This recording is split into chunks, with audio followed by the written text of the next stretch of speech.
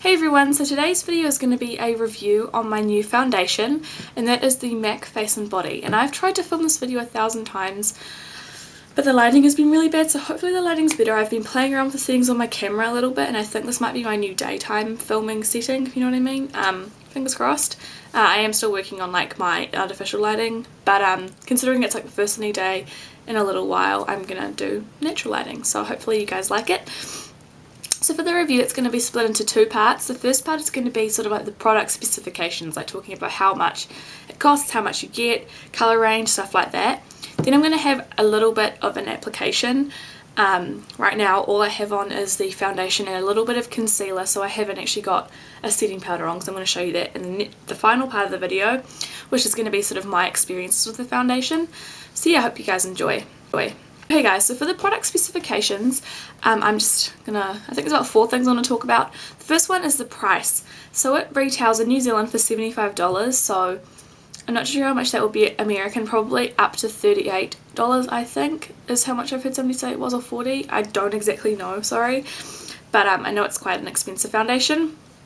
But considering the fact that you do get 120 mils, whereas other foundations are around 30 mils, like for example, I did some calculations. This is $75 for 120 mils, so if you divide that by 4 to make it 30 mils, are you with me still? So for every 30 mils you get, I'm trying to think of how to say this. For every 30 mils in this, you're paying about $18 for every 30 mils, but for a regular foundation like the Revlon Colour Stay, you're paying $45 for 30 mils. So really, in actuality, you are getting this. It's more expensive, but in portions it's cheaper, if you know what I mean. I don't know what the word is.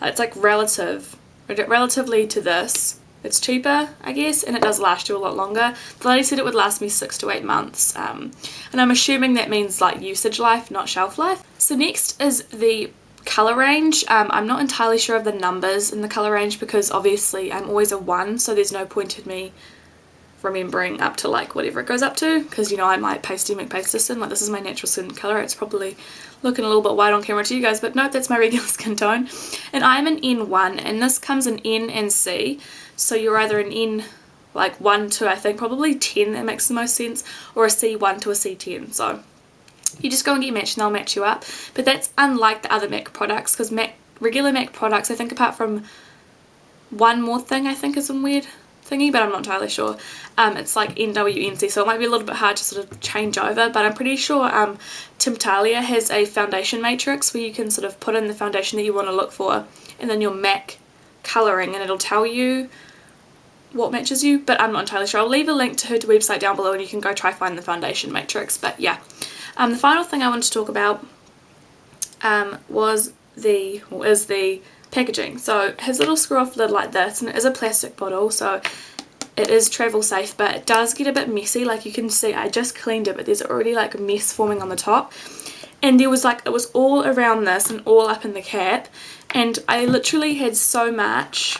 I put it in this jar and it did, well, I did half of my face with the stuff that I'm going to show you in the demonstration, and then I did the other half of the face with what was in here, and I still have like quite a bit left, so you can waste a lot of product that way, so make sure you do clean it off and you just sort of squeeze out the product, so it's really, really great. So now I'm going to leave you guys to see the presentation of me applying my foundation, and then I'll be right back to talk to you about my experiences with the formula and stuff like that. Okay guys, so as you can see I have no makeup on, and I've just zoomed in so it's a little bit easier for you guys to see me applying it. So what I do, I've squeezed some out already, but I just shake up my foundation, take off the lid, and I just squeeze a little bit out onto a flat surface. You can use the back of your hand if you want, but I feel like that kind of wastes product because the foundation gets absorbed into your hand. So I just get about that much. It was kind of leaking out, so I got a bit more than I normally would, but this will do an entire half of my face, so that kind of gives you an idea of how far it goes. And I always like to start at my jawline, just because that's the part where you need it to be really nicely blended. And because it's so light, I can apply it over my entire face, because some foundations, you know, people say to sort of focus in your problem areas, but because this is just so natural, I like to apply it over my entire face. Hope the lighting's okay. I'm trying out a different setting today. It's more of like a daytime setting. I normally use like makes me look quite blue, but this one I think it makes me look a little bit more warm, which I don't know if I like yet, but tell me if you like this lighting, because it's just so hard to get it right. And I just got a new job, so I'll be able to start buying new lighting equipment eventually, but not at the moment obviously, I'm a bit poor. Okay, so I'm just going to do one half of the face and then I'm going to show you what it looks like just to save time. Sorry, I just need to kind of move back so I can see. So you can tell, hopefully, that it's on the side of my face, and it is just kind of evened out my skin tone. It really isn't that much coverage, to be completely honest, but I bought it for a light coverage. Zits are still visible but less red, but my smaller ones are pretty much completely gone, just like big problematic ones will still show through, but concealer can hide those, so I'm just going to go ahead and do this side of my face and then I'll be right back. Okay guys, so the first thing I want to talk about is the coverage of the foundation. So this is marketed as a face and body foundation, so you would assume that it is a light coverage, and it really is. It is very light, like as you could see in the application. You can still see it now. My natural skin is definitely still showing through. Like if you go back to my older videos, I just have like a flat surface, you know what I mean? It's like, before I started using this, it's kind of like one colour and you can't see any sort of skin through it. But this, pretty much all you see is skin. Like, I don't know if you can tell, but you can still see my freckles through it. You can still see my moles. You can still kind of see some of my scarring, which I like, but I don't like. But I assume when I get a better concealer it'll be a lot easier for me to do it, but my concealer is kind of hard to spread, wrong colour, so I don't even bother, you know, going hard out with it. But you know, it's up to you. You could definitely build it up. I know that you can layer it, but I don't really do that. I'm in a bit of a hurry, to be honest, and I like it looking very, very natural. Lately I have been getting a lot of comments on how natural my foundation looks and stuff like that, or people just say that my skin looks really nice, which lately it hasn't been, so this foundation really is great. The next thing I want to talk about is the finish of the foundation, and I'm going to talk about both the finish and the feel, which are kind of the same but different. So the finish of the foundation right now, it is unset with powder, so you can see that it is quite luminous. I hope that's showing up for you guys. So it's not like sweaty dewy, it's just like a little bit dewy, so if you like dewy foundation it would be really nice, but if you're oily or if you just want it to last a bit longer, it'll be good to set it. So I'm going to be showing you how I set it and what I set it with, but before I do I'm just going to talk about the feel of the foundation with no powder. It's quite silky, but in patches it can be a little bit sort of sticky, but not like horribly sticky. I don't know, I really, really like it. I just realised I have no foundation on one of my fingers. I mean, no nail polish, oopsies. I've never done that before, I can't even believe I did, oh well. But yeah, and so if I set it, I use the Rimmel Stay Matte powder. I have shown you this before, with my kabuki, and I just sort of pat it onto my face, because swirling it, so you want to sort of pat and then swirl, because if you swirl it straight on it can move the foundation. And considering that I use such a light coverage, you really don't want to displace what you've placed, because it's already really light.